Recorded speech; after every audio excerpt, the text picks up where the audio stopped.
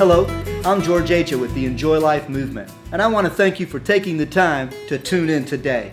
Today's subject is very important for anybody that calls themselves a human and walks this planet.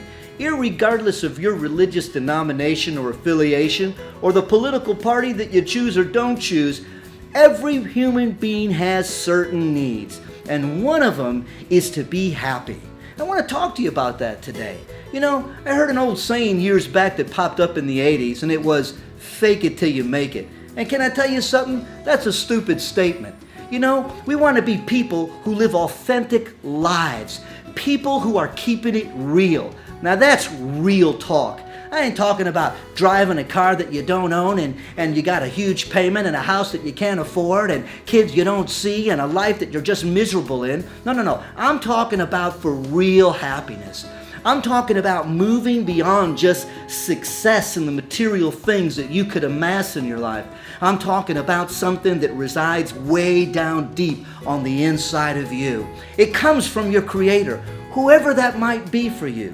You see, I'm not so much concerned about who you call God, whether it is Muhammad or Jesus or God or Yahweh or Elohim or all the many countless names that we have to describe a human's experience with the divine. All I know is this: there's something beyond you and me that is responsible for everything that we see. And every human being bears within them a divine spark, as I call it. And what I want to do is help you to discover that divine spark. I want to help you make that spiritual connection so that you can finally get to a place where you can realize true happiness. Now let's go over 3 quick points on how you can be truly happy. They're not that deep. You really don't need a notepad. They're easy, you know? People try to make things complicated when they're really easy. Here you go. Number 1, choose to be happy. That's right. You got to choose to be happy. You know, my dad came from Mexico City. He didn't have a dad. He became Mr. Mexico bodybuilder. He represented Mexico in the Pan American Games and played soccer. He came to Chicago and made something of himself. He had a dream. He became a television personality host. He had a radio program on Saturdays, and it was off of a total divine connection. Well, he inspired me, and he taught me one thing, and that was, son, everything in life is based on a decision. And that stuck with me because that's true.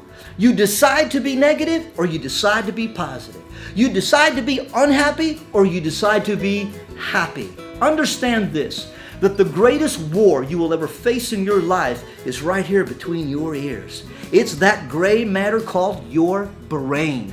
So many people spend time on their knees fighting a spiritual warfare that really the main battlefield is right here inside of them.